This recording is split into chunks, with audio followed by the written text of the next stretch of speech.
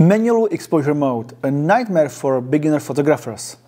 On the other hand, it's a common part of the daily work for many photographers. Let's discuss how to set everything in manual mode so we no longer have to rely on the camera's automatic modes.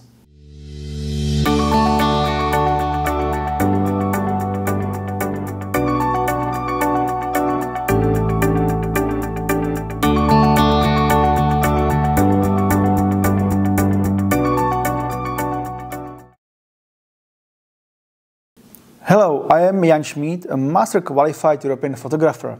With over 13 years of experience, I lead photography workshops. As one of 25 ambassadors for Cult Size, I co-produce this channel with colleagues Pavel and Martin, fellow expedition lecturers.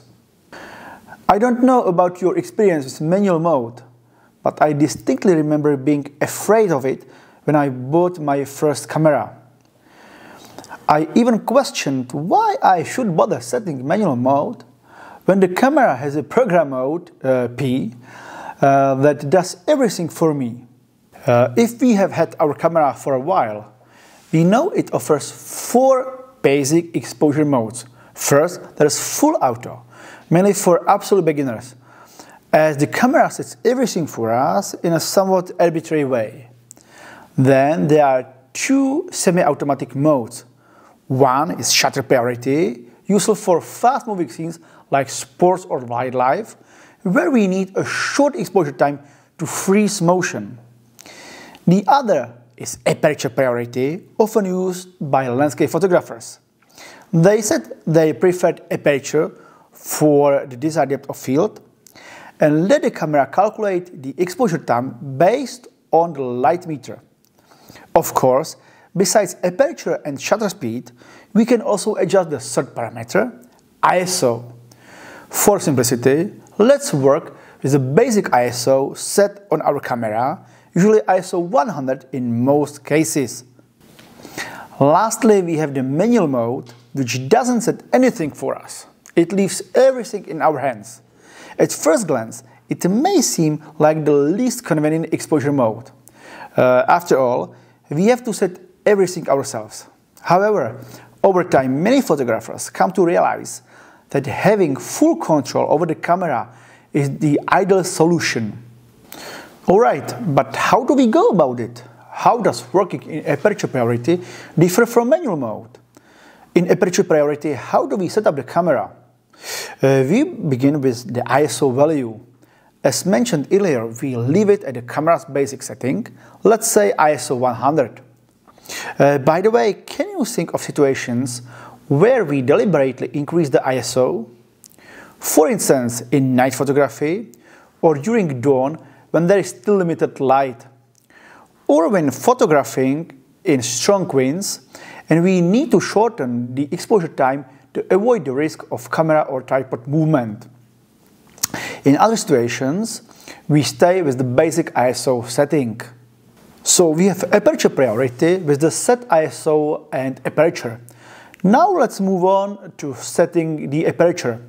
For instance, portrait or wedding photographers often work with the smallest depth of field and set a wide aperture, typically around f2.8, depending on the lens capabilities, of course. On the other hand, landscape photographers usually aim for the largest depth of field and conversely set high apertures. As we have discussed in previous videos, for various reasons, the ideal landscape aperture is often around f11. Thus, in aperture priority mode, we have the ISO and aperture value set. The semi-automatic mode now takes care of the final step. Based on the metering of the scene through the camera's internal light meter, the camera automatically sets the exposure time. But how and to what value? Of course, we can specify a particular time. It depends on the scene we are capturing. But in principle, it sets the time neutrally. If we display the exposure meter scale on live view, it sets it to the center at 0. And that's all. Aperture priority doesn't do anything else. What if we want the photo to be brighter or darker than what the semi-automatic mode has set? We can use exposure compensation. Thanks to this, we can adjust the time to different values than those set by the semi-automatic mode. So either we extend the time, resulting in a brighter photo, or we shorten it for a darker photo. The exposure meter scale indicator will move either to the right in the plus direction or to the left in the minus direction from the center. So what do we do if we want to work in manual mode instead of aperture priority? We set ISO 100 just the same. We set the aperture to f11 just the same. And we adjust the time until the exposure meter scale indicator is at the center. So we turn the time setting wheel left or right until the indicator value is in the center.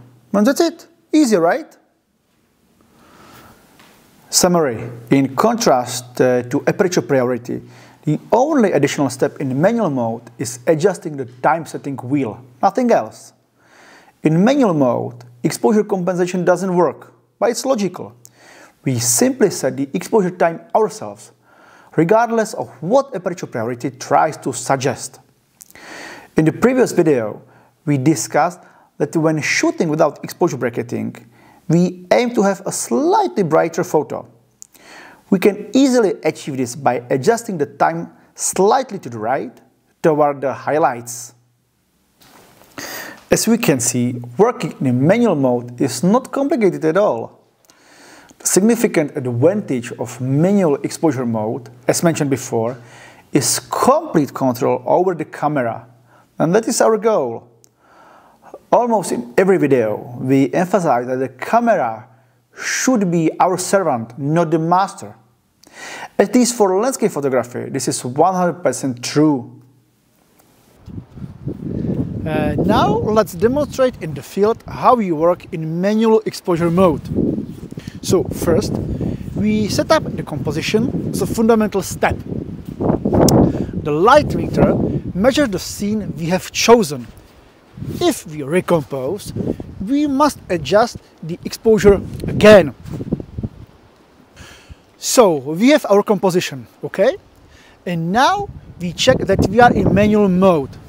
Next, we verify that we have set the base ISO value to 100 or, for example, 64, it depends on our camera. Okay, and now we set the aperture to f11.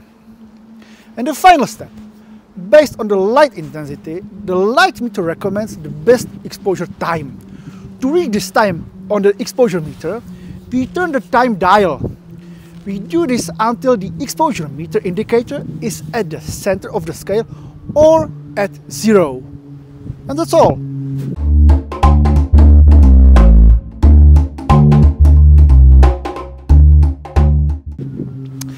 It might be appropriate to add a few more pieces of information.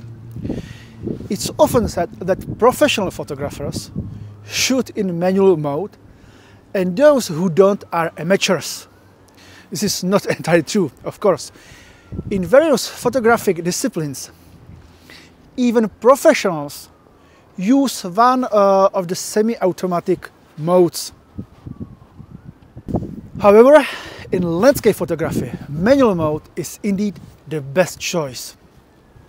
This is partly because without manual mode, capturing night composition is challenging.